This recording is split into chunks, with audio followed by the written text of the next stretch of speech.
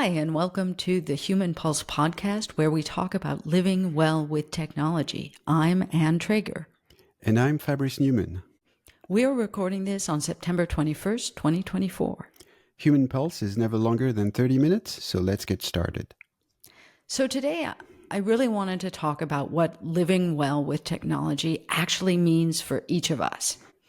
I mean, we do it differently. Okay, take me and you. Day to day, we are clearly very, very different in how we deal with technology. We are both early adopters, that's for sure, but you're more of an explorer. And let me tell you a story that illustrates what I am, okay? It's the vacuum incident. So we had why are you laughing? Well, because of course I know what you're going to say. So, but the thing is, it makes me laugh because it's a good example of how you deal or not deal with technology. Okay, so we had one of those robot vacuums a really long time ago, and then we didn't keep it for very long. I mean, when they first came out, because we are early adopters. So it was like 15 years ago or something? Yeah, something like that. They were really dumb at that time. They were really dumb. Okay, at that time, right? So we get another one, and very recently, and I was listening to you play around with it and clean the house with it, and I get all excited about it. And I thought, oh, okay, wonderful. They're not as dumb anymore. This is fantastic. I remember going, into the room after you did it the first time and saying, wow, this is great. Then you go away for a few days. And I thought, oh, neat. I am going to vacuum. So it's all clean when he comes home. So I set the vacuum up and I hit the button, the various buttons you have to do. I think I may have even called you because I couldn't quite remember which buttons I needed to click on my computer, whatever. Okay, or the interface I was using. So it starts, and then I close the doors because it makes a little bit of noise, and I went and I go about my day. And after about 15 minutes or so, I say, oh, it's a whole lot quieter than I thought it was. And continue going about my day. And I said, no, wait, something's wrong here. So I go and I open the doors and I go up the stairs and I check out and it's not working. And I thought, oh, what's going on? So I look at the device and it says, I'm stuck. Please come help me. I thought, oh, geez. So I look around for it, and where is it stuck? In the most convenient place, of course, because that's what these robots do. We have a big, king size bed, and it is right underneath the bed, further than I can possibly reach it, in the middle. So I thought, oh, okay, well, a few expletives come out, and then I go and I crawl under the bed and I pull it out and I check it out, and then I press the buttons and it starts whizzing around again and doing its thing, and I close the doors and I go back downstairs and I do my thing, and it goes quiet again. Oh dear. So I go up and I start sending a little text message to Fabrice saying, this robot, what can you suggest? And, he says, well, you might want to check out and make sure it's not getting stuck on anything, or that there's not anything stuck inside of it. So I crawl under the bed again, and mind you, by this time my hair's all messed up and I've got dust all over me and all of this, and I crawl under the bed again, I pull it out, I check it out, there's nothing stuck in it, there's nothing on the floor, I make sure I pick up anything else that's on the floor, I almost pull out a broom to sweep under the bed before I vacuum. Wait, something's wrong here, right? So anyway, I press it and I go again, and third time, it gets stuck. So the next text was full of expletives, as you may imagine, which I will not say here. I took the thing, I put it back on its dock, and I pulled out the ordinary vacuum cleaner, and I vacuumed. Okay, so as you can see, I'm an early adopter, but I'm also pretty impatient about it, and I want it to work now. That is the kind of tech person I am. I want it to work, and I want it to be easy. So I will never use that robot vacuum again. That's it. Yeah. Well, so technology can be disappointing for sure. So you're the impatient one. I can be impatient too. The thing is, so I try new things. So often that, I mean, you can hear me sometimes, right? Giving the expletive treatment to the computer because something doesn't work, and so I can relate to that. The thing is, it does happen for me because, you know, I'm working with computers. I've been doing that for so many years. But the thing is, I love to do that. So each time I kind of start finding an equilibrium and everything works. After, let's say, a few days, then I find it a bit, I don't know, maybe dull. And so I have to try something new. Right. So, for example, and we'll talk about the tools we use, and we're more in the Apple ecosystem for a few reasons that we're going to discuss. But I'm always trying new, for example, web browsers. You know, I guess people don't do that. They use the one that's installed, and it's probably a good thing. But then, so I try, everything works together, and then I try another one, and I have to like reset everything. So, you know, it's the way I live with technology, because it's also the job I have. So Yeah, I know. I know you're an explorer. I get it. I get it. And yes, sometimes there's one connected lock on the door, and I come home and there's another connected lock on the door. that Okay. that Yeah. that I do. That I do. I test many things, and then you're right. And so, and we have to go through the whole rigmarole of adding your fingerprints, for example, on the door, and I have to tell you, so there's a new code on the door to open it. Okay, okay, And so on. I do that. You do that. You do that. Well, so I'm guessing that we are all different. I mean, we being, all of humanity, we all have different ways of dealing with technology and how we integrate it into our day to day. Do you have you noticed any specific types in the people you work with? Yeah, in the course of my job, so I do training. I accompany small companies to for their tech needs and stuff like that. You asked me the question, so I thought about three basic categories. There are the forgetful ones, the people I talk to, and I have to repeat 2, 5, 10 times things about just simple things, how to, for example, add a picture to a text message or something, and they will forget every time, so I will have to tell them again. There are the people who are more like, I'm not listening anyway. So really, it's almost the same category as the forgetful ones, but at least with them, it's clear that when I explain things to them, they don't care. Okay. And thankfully, and I love those people as well. Well, okay, I love everyone, but there are I'm interested, so tell me more, please, ones. And so with those people, I can go a little further in actually helping them with technology so they can live better with it, which is interesting. I would love to hear from our listeners a little bit more about what kind of interaction they have with tech, and what kind of type of tech person they are. That would be really fun. Yeah, true. So, but then, so we thought we could discuss about how we live with technology. Hopefully, well, it will obviously depend on what everybody does with technology. But so, what are you doing to So live well with technology, and what are your roles? So I do have rules. I mean, I like to set up my rules to get along in life the way that I want to get along in life, and I have them with tech. Okay, one of the things that's really important to me, and it always has been, is to get, as to the extent that it is possible for me, top of the line tools. With tech, it's really important. I mean, admittedly, when you're buying wine, for example, in France where we live, you can find really fine wines for a lower price if you know who to buy them from, right? And with tech, I don't have that kind of knowledge.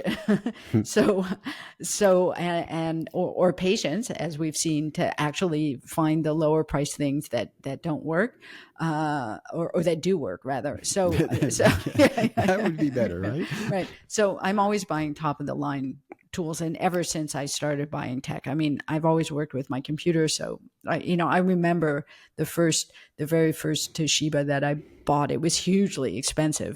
But it was my work tool. So, I bought it. And mind you, people, it was in francs at the time, Oh not yeah, even no, in it was euros. that long ago, right? But I remember saving up for it because I knew that having something higher, higher up on the scale would hopefully work better. Okay, so that's my first rule. The second rule is that I really do try to know the basics and about how to use the tools, and I try to keep up to date. Not to an excessive extent, because I just need to understand basically how it works. And I also totally own my impatience. And I have somebody, that's you, Fabrice, who takes care of my systems and whatnot. Another rule that is important to me is the boundaries. And I put boundaries on my tech, both in time and in place. So I have hard stops and hard starts. I do not use tech before a certain time in the morning. I do not use it after a certain time at night. I never have any notifications on, which annoys everybody who wants to try to reach me. I am a strong believer in asynchronous communication, and with me, it is very asynchronous. I also try to keep my phone invisible when I'm dealing with other people so that I'm not distracted by it. There is research that shows that the mere presence of a smartphone negatively influences attention, whether you're interacting with it or not. So I'm very attentive to that. And I have no social media on my phone. I only have it on my laptop, which is a way for me to manage my interaction with it. And I only have it in a specific browser. So I've created friction, so it makes it hard to actually get to the social media. Like that browser is always closed. I have to open it and so forth. I have to log in so that it is hard for me to get to it. So I've created friction so that I don't get sucked into the never-ending scroll. And I do love the tech. And so when I have tech that works, unlike the vacuum cleaner, I use it, and I use it all the time. I have an Aura ring, which is a smart ring that tracks my sleep and my exercise and my resilience. I love it when I get crowns on my Aura ring. I fawn over how it tells me my cardiac health is 9 and sometimes even 10 years younger than my age. However accurate that is, I love to hear that kind of stuff. Okay, it makes me happy. I also use, in our integrated system, I use things like Apple Fitness Plus, because we're in an Apple ecosystem, and I use it all the time. Seriously, it is the service that I use most, I think. It has all kinds of exercise that I can do, and I have no excuse, because if I only have 5 minutes, they actually have 5-minute core work, and they have 45-minute yoga sessions, and then whatever I want is there. So I have no excuses. And that's one of the things that I do. Is to try to set up things that are so easy I can't not do them. As far as I'm concerned, you were describing how you were using the technology and what you like, what you don't like, and stuff like that. So I guess the elephant in the room for us is the Apple ecosystem that we mentioned already several times. It's true that we are basically an Apple family, basically based on a decision I made probably 20 years ago when we discussed the subject, the topics for this podcast. I thought, okay, it's going to be a trap for me because I'm going to be described as the Apple guy, which is probably true. I guess our daughter would say so. But the thing is, I made that decision 20 years ago after being editor-in-chief for a magazine called PC Expert. I would like people to know that. I would like to emphasize that. I tried that, and I made this decision because at the time already, the proposition from Apple was to have several tools that would work together as a group, which is what I like in technology. And for me, living well with technology means also that the possibility for tools to work together, so you can go from one tool to the next with the same kind of information, with your data that you can use and read and access.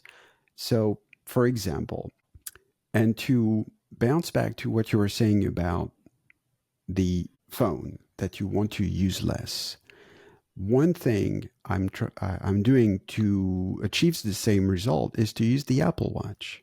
And I also have, and it's been a couple of years maybe, I have a cellular Apple Watch. It means that more often than not, when I leave the house, I don't take my phone with me because I know that I can still receive calls from you, for example, also from my clients, because it's important for me to stay connected. So I'm a bit less asynchronous as you are, because I need to make sure that I can answer my clients' calls.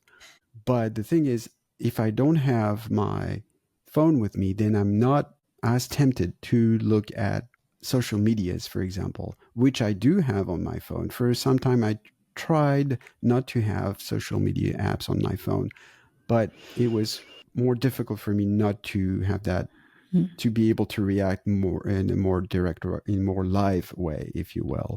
But that's the thing. So the Apple Watch for me was a means to make sure that I would use my phone less. And what I take from what you said as well is that, so you don't even have your phone on your desk more often than not as well. So you're not tempted to use it. And once again, there's a piece of technology, a new feature that's going to help me do that. And it's part of the new macOS 15 Sequoia and iOS 18, where you can actually have your iPhone screen mirroring on your computer, on your Mac. Obviously, I'm talking about Apple ecosystem. So your phone can be in another room and you can still access when you want. So you activate the phone screen mirroring, and you can see your phone screen, access it, use it, and then close it. So I think this is going to help me do that. I wanted to make sure that, so obviously, when you're in the Apple ecosystem, a lot of people also call that the Apple walled garden. And it's very true. So the other thing, I think it helps me, I find it more comfortable to be in that ecosystem.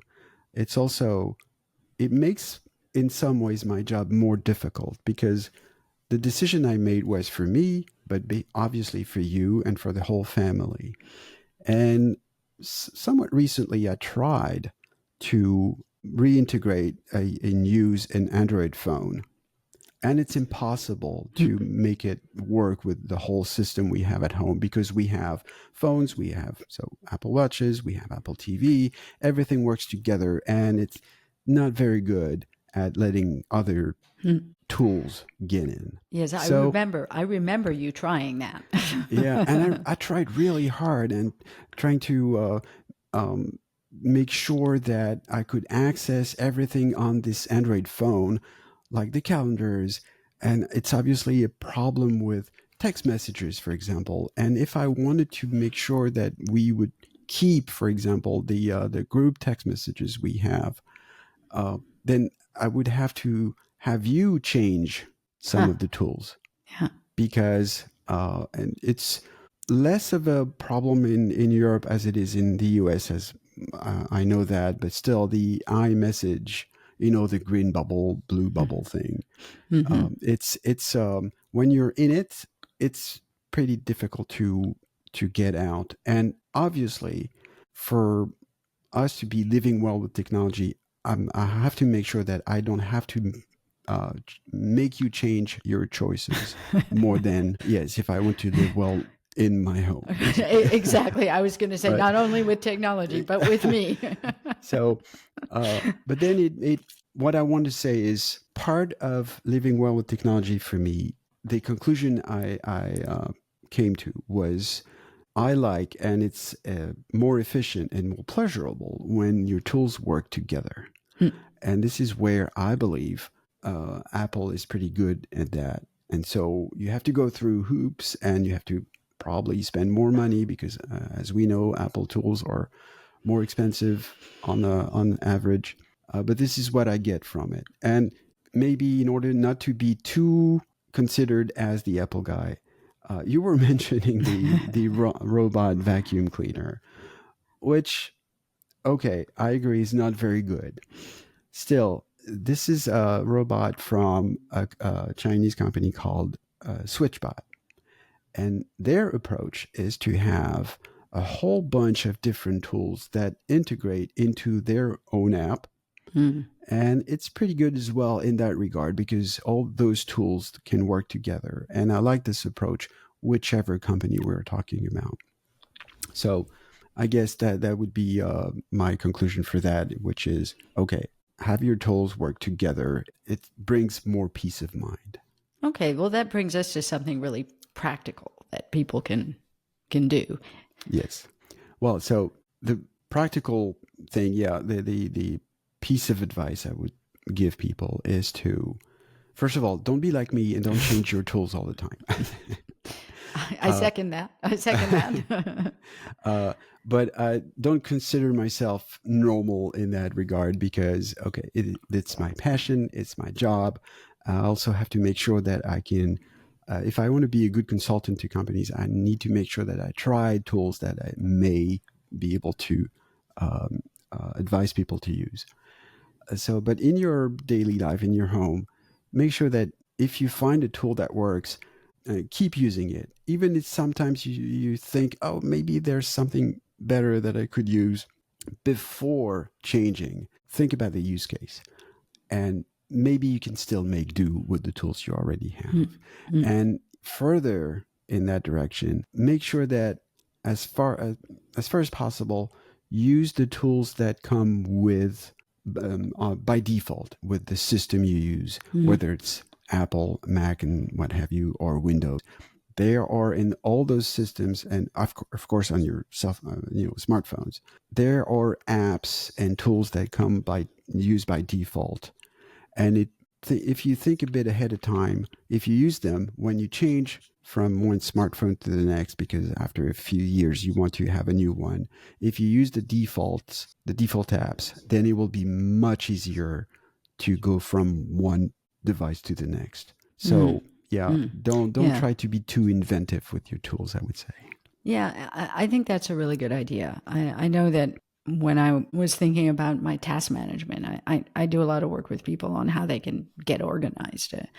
And so I needed to figure out for myself how I could get organized. And I find that using the actual ecosystem that's in place, which, as we all know now is an Apple ecosystem, it allows me to really have a very streamlined tax management system in place that works for me.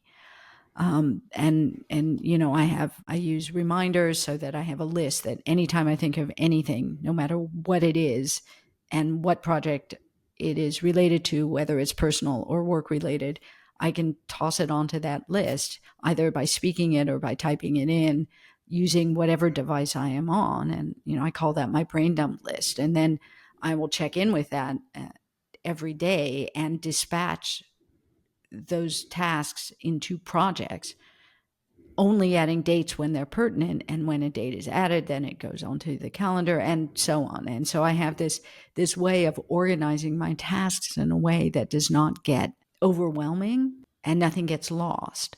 And then, well, and we can talk about time management some other time because we're going to go over our time otherwise. Okay. Yeah, so let's manage our time. Yeah, let's manage our time now. But so the ecosystem is a really, really interesting thing to set that up.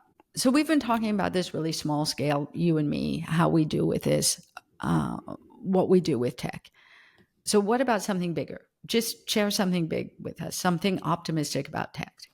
Yeah, so I wanted to talk about this YouTube video by Cleo Abram. I urge people to actually subscribe to her YouTube channel.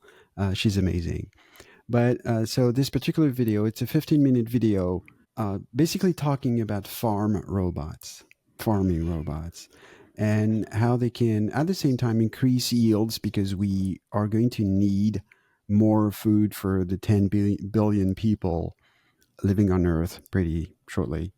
And even doing that, still lower the usage of chemicals, either herbicides or fertilizers. And the tech in there is amazing. So I think we've all seen all those ginormous tractors and machines and stuff like that on, and obviously it's taking place in the US, where everything there is bigger than anywhere else. But what I liked also is, for example, one example to lower the use of chemicals is the use of lasers to kill weeds in fields, instead, so of using chemicals. And she shows that pretty accurately. And this is where maybe it sounds a bit too much like, how would you call that, when in order to solve a problem you throw more technology at it? Maybe it's that. But the demonstration she gives in that video is amazing. Plus, the tech is amazing. So obviously, looking tech, whichever it is, I love it. So we'll put the link in the show notes so you can go watch that video. It's amazing. I look forward to watching that and learning a little bit more about some of these innovative ways to use technology to make everybody's life better. I would say fewer chemicals will make our lives better. So yay, go lasers. All right, that's it for episode 2. Thanks for listening. You can find all the links mentioned in this episode in the show notes directly in your podcast app. Yeah, they're there. Look for them. And don't forget to go to our website, humanpulsepodcast.com, to find more information and all of our previous episodes. And also on the website, you can send us feedback. This is humanpulsepodcast.com.